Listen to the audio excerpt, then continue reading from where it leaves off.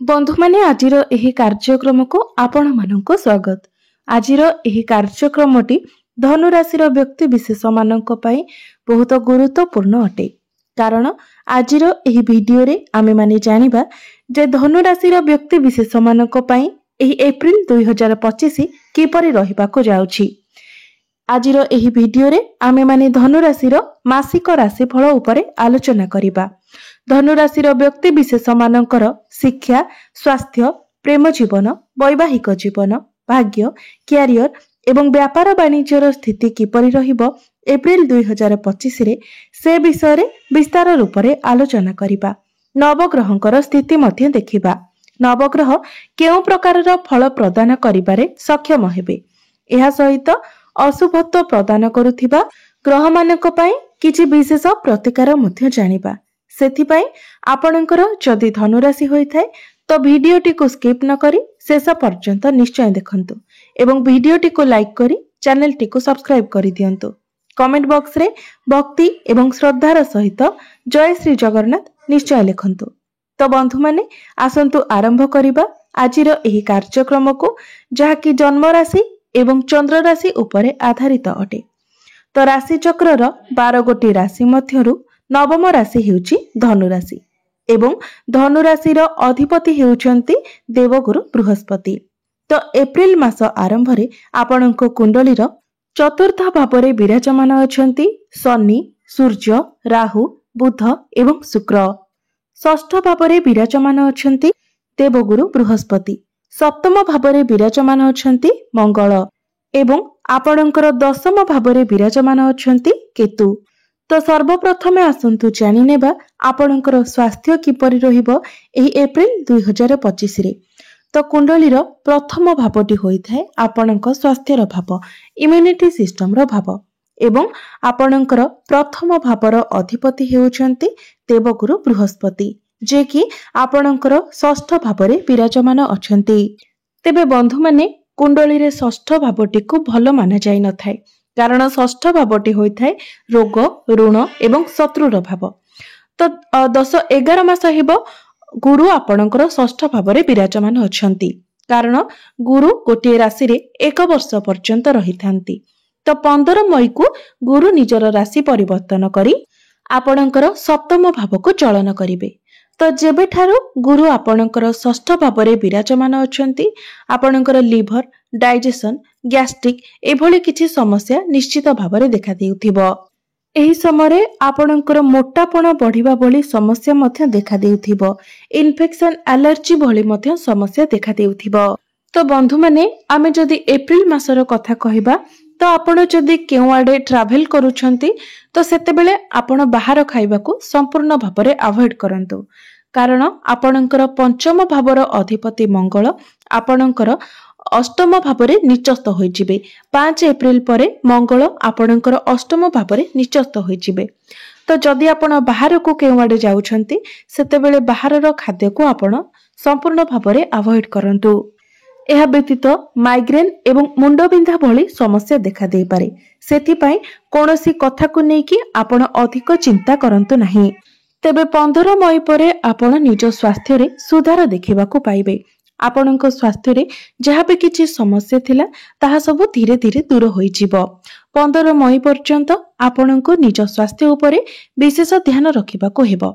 एबे आसंतु जानिबा विद्यार्थी मानक पई किपरि रहिबो एप्रिल 2025 टी। तो कुंडलीर पंचम भावटी होइथाय शिक्षार भाव। आपणको पंचम भावर अधिपति हेउछंती मंगल जे कि आपणकर सप्तम भावरे विराजमान अछंती। मात्र 5 एप्रिल को मंगल आपणकर अष्टम भाव को चलन करिवे एवं अष्टम भावरे मंगल निचस्त होइजिबे। तो बंधु माने जदि आपणकर सेमिति किछि अर्जेंट नाही तो पाठ पढ़ा रिलेटेड आपण जदि किछि भी बड़ डिसीजन नेबा पई चाहुछंती तो आपण एप्रिल मासटी को स्किप करि देबा उचित। जेतेबेले आपणकर पंचम भावर अधिपति मंगल आपणकर नवम भाव को चलन करिवे, नवम भावरे गोचर करिवे, ताहा आपणकर पाठ पढ़ा पई सर्वश्रेष्ठ रहिबो। तो पाठ पढ़ा रिलेटेड आपण जहाँ भी किछि करिबा को चाहुचंती जदि मई मासरे आपण करंती तो आपणको ताहा शुभ फल प्रदान करिवो। एप्रिल मासटी आपणकर पाठपढ़ा सेतेटा सपोर्टिव रहुनाही। जदि एप्रिल मासरे आपणकर कौनसी एग्जाम रही तो 60% भल रहिबो, मात्र आउ जो 40% रहिला आपणकर माइंड डाइवर्ट हेबो। आपण निजे ही निज पाठपढ़ारे समस्या सृष्टि करिवे। गेम, ऑनलाइन एवं अन्य सबु जिनिसरे आपणकर मन लागिबो, जहा फलरे पाठपढ़ारे आपणकर मन लागिबो नाही। सेथिपाई आपण निजर मन को नियंत्रण करबा उचित। तेबे एथिपाई आपण उपाय निश्चित भावरे पालन करंतु। तो उपायटी आमे माने वीडियो शेषरे जानिबा। एबे आसंतु जानिबा आपणकर प्रेम जीवन किपरि रहिबो एप्रिल 2025 रे। तो कुंडलीर पंचम भावटी आपणकर शिक्षार भाव हेबा सहित पंचम भावटी मध्ये होइथाय आपणकर प्रेम जीवनर भाव एवं आपणकर संतानर भाव। तो आपणकर पंचम भावर अधिपति हेउछंती मंगल, जे कि आपणकर सप्तम भावरे विराजमान अछंती एवं 5 एप्रिल को आपणकर अष्टम भाव को चलन करिवे एवं अष्टम भावरे मंगल निचस्थ होई जिवे। एहा व्यतीत आपणकर राशिर अधिपति देवगुरु बृहस्पति मध्य आपणकर षष्ठ भावरे विराजमान अछंती। एहा व्यतीत सूर्य, शनि, राहु, बुध, शुक्र एमाने मध्य एकत्र अछंती। तो आपण निजर क्रोध उपरे नियंत्रण रक्षा करंतु। आपणकर बाणी उपरे मध्य आपण नियंत्रण रक्षा करंतु, कारण मंगल आपणकर अष्टम भावरे निचस्थ होई जिवे एवं अष्टम भावरे रही आपणकर द्वितीय भाव को देखिबे। द्वितीय भावटी होइथाय बाणीर भाव। शनिकर दृष्टि मध्य आपणकर प्रथम भाव उपर को रहिबो। तो शनिकर दृष्टि आपणकर प्रथम भाव उपरे रहिबा द्वारा आपणक मध्यरे जिद्दी स्वभाव देखादेबो एवं आपणकर निज बाणी उपरे नियंत्रण न रहिबा कारणरू आपणक पई ही आपणकर प्रेम जीवन रे समस्या सृष्टि हेबो। सेथिपाई आपण निजर जिद्दी उपरे एवं क्रोध उपरे बाणी उपरे नियंत्रण रक्षा करंतु। शुक्रंक सहित राहु थिबा हेतु आपणक मध्यरे शंका एवं डाउट्स मध्य देखादेबो। आपणक मध्यरे आर्गुमेंट्स मध्य होई पारे। एबे आसंतु जानिबा आपणकर वैवाहिक जीवन किपरि रहिबो एप्रिल 2025 रे।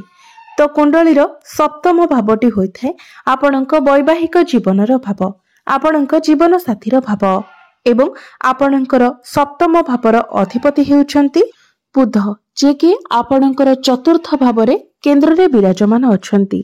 तो वैवाहिक जीवन आपणकर भल रहिबो, मात्र राहु एवं शनि जेहेतु एकत्र अछंती तो आपण किंबा आपणकर जीवन साथी टिके व्यस्तता भितरे गति करि पारंती। कार्य क्षेत्र रे आपणक उपरे कार्यभार बढ़ी जाई पारे, मात्र वैवाहिक जीवन आपणकर बहुत भल रहिबो। आपण दुई जण मिसी किछि प्लानिंग करि पारंती, केवाडे बुलाबुली करबाको प्लानिंग करि पारंती, पार्टनरशिप रो प्लानिंग करि पारंती किबा आपण फैमिली प्लानिंग मध्य करि पारंती एवं सेथिरे आपणको सफलता मध्य मिलिबो। तो बंधु माने एबे आसंतु जानि नेबा सबुठारु गुरुत्वपूर्ण विषय वस्तु आपणकर भाग्य, क्यारियर एवं व्यापार वाणिज्यर स्थिति किपरि रहिबो एप्रिल 2025 रे। तो कुंडलीर नवम भावटी होइथाय आपणकर भाग्यर भाव। आपणकर भाग्य भावर अधिपति हेउछंती सूर्य, जे कि आपणकर चतुर्थ भावरे विराजमान अछंती एवं 15 एप्रिल को सूर्य आपणकर पंचम भाव को चलन करिवे एवं पंचम भावरे सूर्य उच्चस्थ होई जिवे। तो आपणकर नवम भावर अधिपति पंचम भावरे उच्चस्थ हेबार अर्थ आपणकर भाग्य संपूर्ण रूप से आपणकर साथ देव एवं आपण जहाँ भी करिवे सेथिरे आपणको निश्चित भावरे सफलता मध्य मिलिबो। कारण नवम भावर अधिपति निज ठारू नवम भावरे गोचर करिवे। नवम भाव ठारू नवम भावरे सूर्य गोचर करिबा फलरे भवत भवाम जोगर निर्माण हेबो, जहाकु कि अत्यंत शुभ बोली माना जाइथाए। तो 14 एप्रिल रु 14 मई पर्यंत भाग्यर आपणको संपूर्ण रूप से साथ मिलिबो। एही समय आपणको सरकारी क्षेत्रରୁ अधिक लाभ प्राप्ति हेबो। सरकारी चाकरी हेउ किंबा आपण जदि सरकारी चाकरी पई प्रिपेयर हेउछंती तो आपणको चाकरी मध्य मिलि जिवो। एही समय जदि आपण किछि बड़ कार्यर आरंभ करबाकू चाहूचंती, कोनोसी नूतन कार्यर आरंभ करबाकू चाहूचंती, किछि बड़ इन्वेस्टमेंट करबाकू चाहूचंती किंबा कोनोसी जिनिस आपण किणा बिका करबाकू चाहूचंती, आपणकर कोनोसी मीटिंग किबा डील रही तो एसबू प्रत्येक क्षेत्र में आपनको सफलता मिलिबो। आपण शुभ मांगलिक कार्यर मध्य आयोजन करि पारंती। एवं आमर कुंडली रे सूर्य जेतेबेले उच्चस्थ थांती सेतेबेले समाजरो आमको मान सम्मान प्राप्ति होई थाए। तो एप्रिल मासरे आपनको मान सम्मान प्राप्ति हेबो। समाज रे आपणकर पद प्रतिष्ठा वृद्धि पाइबो। आपनको अचीवमेंट्स मध्य मिलिबो। एबे आसंतु जानिबा आपणकर कैरियर आपणकर कार्य क्षेत्र किपरि रहिबो एप्रिल 2025 रे। तो आपणकर दशम भावटी होता है कार्य क्षेत्र भाव कैरियर भाव। आपणकर दशम भावर अधिपति हेउछंती बुध। तो बुध मध्य आपणकर चतुर्थ भाव केन्द्र रे विराजमान अछंती एवं चतुर्थ भाव रही दशम भाव को ही बुध देखुछंती। केवल बुध ही नुहंती सूर्य शुक्र राहु एवं शनिकर दृष्टि मध्य आपणकर दशम भाव उपरे रहुछि। तो पांचटी ग्रहंकर दृष्टि जेहेतु आपणकर दशम भाव उपरे रहुचे तेणु आपण टिके मुडी नेचर रहिबे। तो पांचटी ग्रह मानकर प्रभाव आपणकर दशम भाव रे आपण देखिबाको पाइबे। शुक्रंकर दृष्टि जेहेतु पड़ुछि तो आपण निज हिसाब रे काम करिबाको पसंद करिवे। आपणक मध्यरे आलस्य देखा देबो। सूर्यंकर दृष्टि 14 एप्रिल पर्यंत पड़ुछि से पर्यंत आपणक मध्यरे एक एटीट्यूड रहिबो। आपणको डोमिनेटिंग पसंद हेबो नाही। आपण निज हिसाब रे काम करिबाको पसंद करिवे। शनिंकर दृष्टि जेहेतु रहुछि तो आपणक मध्यरे मैच्योरिटी लेवल आसीबो। आपणको केही हेल्प कले ताहा आपणको पसंद हेबो नाही। आपण निज काम को निजे करिबाको पसंद करिवे। एवं आपणक दशम भाव रे जेहेतु केतु विराजमान अछंती एवं केतु 18 मई पर्यंत आपणकर दशम भाव रे रहिबे। तो आपणक पाखको जेते काम आसिले मध्य आपणक मध्यरे गोटे प्रकार डिसैटिस्फैक्शन देखा देबो। आपण केबे भी निजर काम को नेकी संतुष्ट होई परिबे नाही। कारण केतु हेउछंती मुंड विहीन ग्रह छाया ग्रह। तेणु आपण केबे भी आपणकर काम रे सैटिस्फाइड होई परिबे नाही। मात्र 18 मई को जेतेबेले केतु निजर राशि परिवर्तन करे आपणकर नवम भाव को चली जिबे सेतेबेले आपण निजर कैरियर रे बहुत बड़ बड़ परिवर्तन देखिबाको पाइबे। तेबे एप्रिल मासरे आपणकर कैरियर 75% भलो रहिबो। कारण गुरुंकर दृष्टि मध्य आपणकर दशम भाव उपरे रहुछि जहा फल रे आपणकर मैनेजमेंट स्किल्स भलो रहिबो। एहा व्यतीत 14 एप्रिल को सूर्य जेतेबेले आपणकर पंचम भाव रे उच्चस्थ होई जिबे तो आपणको चाकरी मिलिबार मध्य संपूर्ण संभावना रहुछि।